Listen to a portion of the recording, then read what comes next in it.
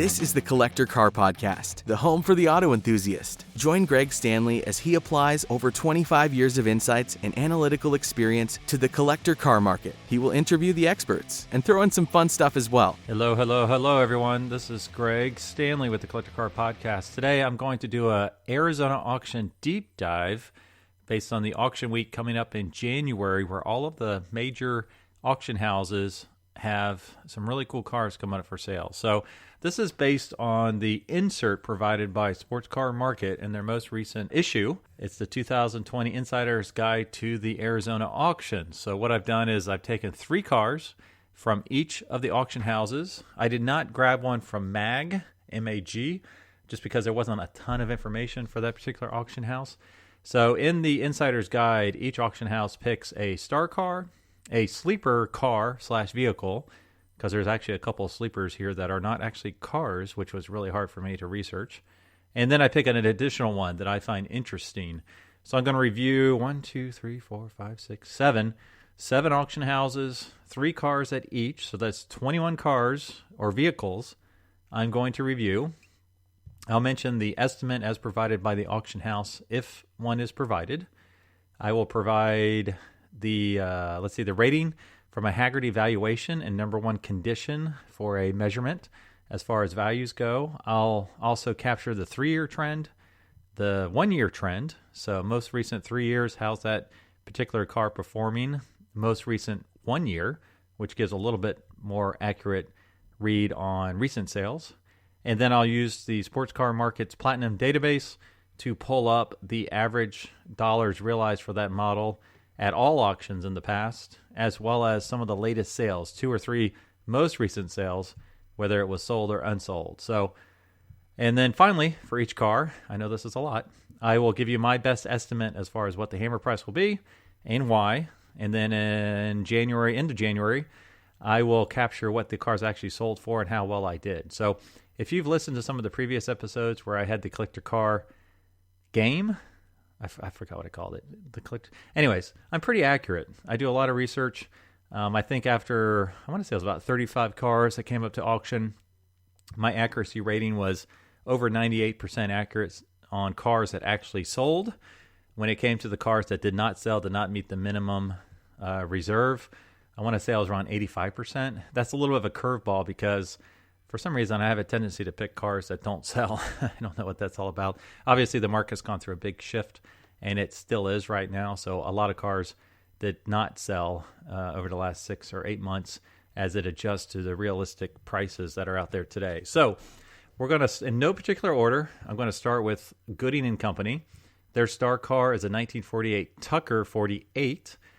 Their estimate's $1.75 mil to $2.25 mil. Hagerty's number 1 value is $1.85 mil.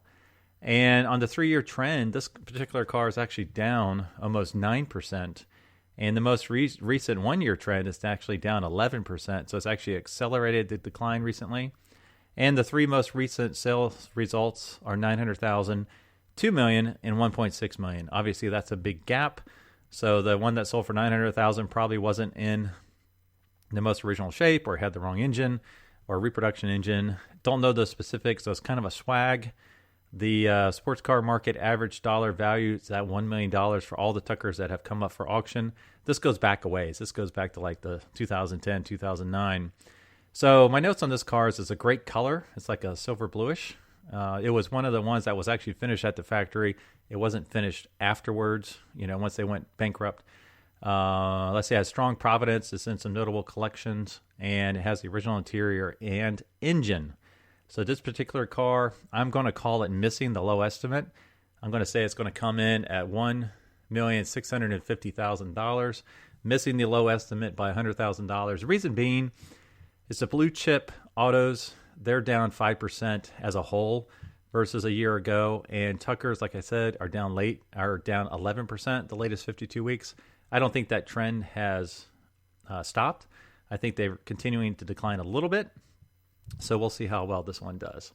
The sleeper car at Gooding is a 1960 Alfa Romeo, I'm going to say this wrong, Giulietta SZ Series 1 Roundtail. and their estimate's 500 grand to 600 grand. There are no comps for this car because it's like a factory race car. There were some recent sales. I believe I captured the correct car. The two most recent sales were $578,000 and $540,000, so within that estimate range.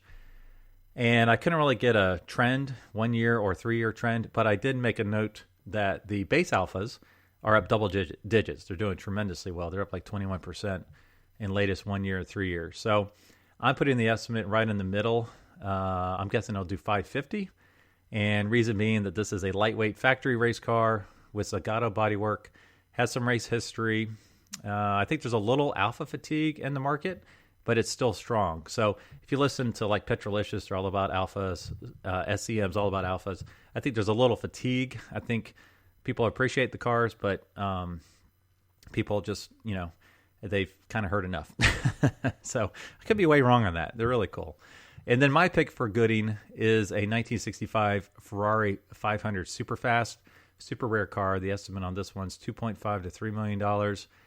Number one value is $3.2 million. Now these are down 2.3 the latest 3 years, as well as the latest 1 year. They've been basically flat for the last 3 years. Recent sales, there was a no sale at $1.4 million, and then one sold at $2 million and one sold at $2.9. Interestingly, two of those are underneath the estimate for this car. So this is the only one in black, Ferrari Classic certified, and it's a matching numbers example. So it's got the correct engine. I'm actually putting this one pretty high in the estimate at 2.85. This is a blue chip Ferrari. People love black. And even though the prices are down slightly, I think this one will do well. Now let's move on to RM Sotheby's. Their star car is a 1930 Cadillac V16 Sport Phaeton. And this is from a large collection of really great cars. The estimate on this one's $900 to $1 million. I don't have any Hagerty evaluations for these because they don't do anything in the 1930s. It's basically, I think, 1940 on. But I did find some recent sales of a similar car through Sports Car Market. 1.93 mil, 1.1 mil, 1.1 mil. So 3 different cars sold right within this estimate range that they've provided. Like I said, it's from a prominent connection with original engine and 4 owners from new, which is pretty significant considering it's a 90-year-old car. So I put this right at the low estimate, $900,000. Great car with strong provenance, will withstand the recent market downturn and hit the low estimate. And then let's see, the sleeper for RM Sotheby's is a 1953 Spartanette camper. So this is one of 2 non-cars that were picked by the auction houses as a sleeper. So this was really hard to comp when I look online. Actually, ironically, last week I toured the Airstream factory during Thanksgiving break, and some of those Airstreams, which are the stainless steel, they're going for like 170 grand new, a lot of money. And this is kind of like the Airstream of 1953. And I think even Airstream was in business back then. Anyways, this is gorgeous. You look at it online, it's bright, shiny silver. Interior is great. All period correct furnishings. So no comps on these. I'm just looking at the retail value out there. The estimate's 75 grand to 125 grand. Online, I see some that are like this, but not as nice, being sold in the $60,000 to $90,000 range. So I'm going to put this one at 100 grand. It looks like it's the best of the best for this particular type of camper. So I think it will sell well. And then my pick for Sotheby's, a 2005 Porsche Carrera GT. These are really nice, cool V10 supercars. The estimate's 750 to 850. The Hagerty value, number one condition, is 970, even higher by 120 grand. Recent 3 years, these are actually up almost 30%, and the most recent 1 year trend is up 9%.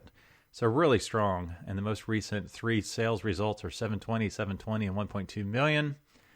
And I think this is going to sell well. So the one example I gave you at 1.2 million, previous sale it had under 1,000 miles. It was a black on black car with race history. Oh, this one's a black on black car with race history, or owned by a race car driver, and it has under 3,000 miles. So I think this is going to overachieve the estimate. So Sotheby's said 750 to 850. I'm going to call it at 950. I think the low miles will really tick a lot of boxes. And the fact it's black and it's gorgeous and like new. So I think that's going to go above the high estimate. The next auction house is Bonhams. Their star car is a 1953 Lancia Aurelia. I know I said that wrong. B24S Spider America. Their estimate's $850,000 to $1,050,000. I'm saying that wrong too. So this one's interesting because Hagerty number one value is $1.9 million. So the estimate's like $900,000 off. I'm not quite sure why, because it looks like a gorgeous car. Most recent 3-year trend is flat, as well as the most recent 1-year trend.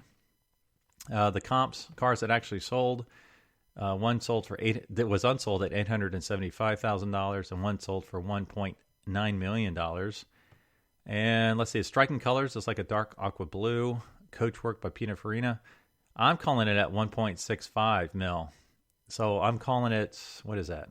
$600,000 over the high estimate. This is kind of a curveball here because I don't know why there's such a gap between Bonham's estimate and Hagerty valuation. So we will see where it's going to land. That's a big gap there. The sleeper for Bonham's is a 1995 Ferrari F512M. Number one condition, $405,000. The 3-year trend is down 10%. The 1-year trend is down 8%. And there were no recent sales of this car. The closest were 512 TRs, which are not as desirable. The F512M was one of the last 75 cars built of that model year before transitioning. And they had the open headlights. They weren't the pop-up headlights. They had a lot of little things differently. The brake lights were circular. So one of only 75 examples. I don't know the mileage on this car. If it's high mileage, that will definitely affect the price. So for right now, I'm calling it $375,000. There was no estimate given by Bonhams for some reason. So, this is the best looking of what I call the cheese grater Ferraris, the Testarossas with the huge cheese graters on the side. So we'll see how it does. And then the third car is my pick, is a 1960 Alfa Romeo 2000 Spider. No estimate. Hagerty number one value is $187,000. The 3-year trend is up 120%. That's kind of nuts. And the 1-year trend is up 13.3%. So they've been on fire for a while. Most recent sales, $137,000, $126,000, and $207,000. So this is a superb factory correct restoration, and it won some really great awards. So I'm calling this one at $175,000. It's been up tremendously the last 3 years and the last year, so I think that will continue. This will be a strong sale. All right, moving on to Russo and Steele. Their star car is a 1956 Porsche 356 Speedster. They did not offer any estimates for any of their cars. Hagerty number one value is at $445,000. Latest 3 years, up 17%. Latest year, flat. The most recent sales were at $572,000, $211,000, which was a barn find, I believe. Yes, that was a barn find car, and $314,000. So it's a pre-A Speedster, so a couple unique parts on it. I'm calling it at $340,000. It has a non-original engine, so I think that will drive the price down. The sleeper car for Russo and Steele is another kind of odd duck, 1962 Meyer Manx Dune buggy. So no comps on this whatsoever. The only thing I could reference were recent sales. We have one at $44,000, one at $30,000, actually two at $30,000. So this one is an original Bruce Myers Manx Dune buggy with the original Metal Flake purple gel coat, which apparently is a very popular color. So I'm calling this right at $35,000. And reason being, they're cool and they're air cooled. Anything air cooled right now is really hot. And then my pick for Russo and Steele is a 1985 Lamborghini Countach QV Downdraft. This is the most powerful of the Countaches made. I think it was even the final production year. The Hagerty value is $690,000, but it's been down 11% the last 3 years. It's been flat for the last year. Recent comps, actually there were no downdraft comps, so these comps are the typical base if there is such a thing as a base Countach, 313 grand, 288 grand, and $190,000. So this one's a little hard since there's no comps out there. I'm going to put it at $590,000 because there's a softening market that will keep this Lambo in check. I don't think it will go crazy. A lot of the high Lambo prices you saw recently in the last year have not been repeated, so I think the market's a little soft. All right, 3 more to go. So for Leek, their star car is a 2012 Lexus LFA. Leek does everything no reserve, which is kind of cool, and no estimates. And I didn't really have any comps for this car. The recent sales were $352 grand, $412,000, and $434,000. So if this was a Nürburgring car, which it's not, it would have been in the $800,000 to $900,000 range, which is really, really crazy. This one only has about 2,600 miles on it, so I'm going to put it pretty strong. I'm going to put it at $450,000. I think the low miles will really drive it. The next one is the other non-car vehicle. The sleeper car for, quote-unquote car for Leek is an Oshkosh MK23. What is that, you may ask? That's actually a military vehicle. So nothing I could find on this. All I could find were current Oshkosh MK23s that were for sale on a retail site, and they were all 8 to 10 grand. So I'm just going to call this one at 10 grand. I have no clue what this thing's going to sell for. And then my pick for Leek is a 1968 Chevy Corvette L88 Coupe. These have gotten soft just with the overall muscle car market in general. Hagerty #1 valuation is $600,000. The last 3 years, it's actually down 16%. The last year, it's down 7.4%. The recent comps are really low, $292,000, $290 for a car that was unsold, and $360 for a car that was unsold. So that's a little depressing. The most recent 3 sales were all under $400,000 or under $300,000. And this is a no reserve car. So this will be really interesting to see where it lands. Let's see. Yeah, the most recent 5 L88s that went up for auction were no sales, which is pretty painful. There are only 80 of these produced in 1968. This one has the original fuel tank with tank sticker, which is pretty cool. It's actually, I think it's a T-top car as well. It was white, I believe, with red interior. I'm going to put it at $525. There's been strong declines in the muscle car market, but I think this will be a pretty strong price for a pretty special car. All right, moving on to Barrett-Jackson. Their star car is a 2019 McLaren Senna. No reserve at Barrett-Jackson. No comps, just recent sales, $1.05 million, no sale, $1.2 million, no sale, $1.46 million that did sell. Basically, these have just come back down to sticker price. They haven't, they originally went up $200,000, $300,000, $400,000 from the original sticker. These are back down to sticker price. I put this in at $1.2 million. Their sleeper car is a 1991 BMW M3. This is a very interesting car. Hagerty #1 value is $142,000. The latest 3 years up 11%. The latest year up 3.3%. Recent sales 93 grand, 95 grand, and 74 grand.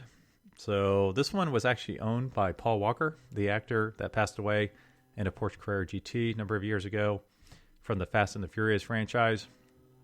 I think this one's going to blow the doors off of this price. So #1 condition is $142,000. I'm going to call this over 200 grand. I'm going to say it's going to sell for $225K. I think it was pretty low miles, but I think it's the Paul Walker connection that is really going to drive this up. M3s are on fire right now. And then my pick for this auction is a 1967 Shelby GT500.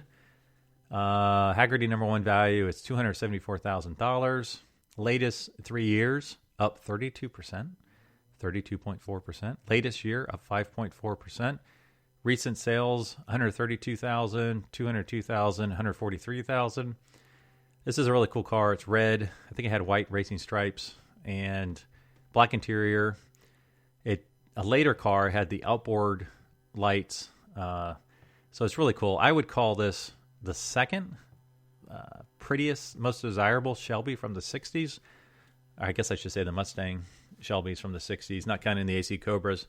To me, the #1 is the 65 Shelby GT350. And number 2 is this car. Why? Because this is the last Shelby that Shelby had his hands on.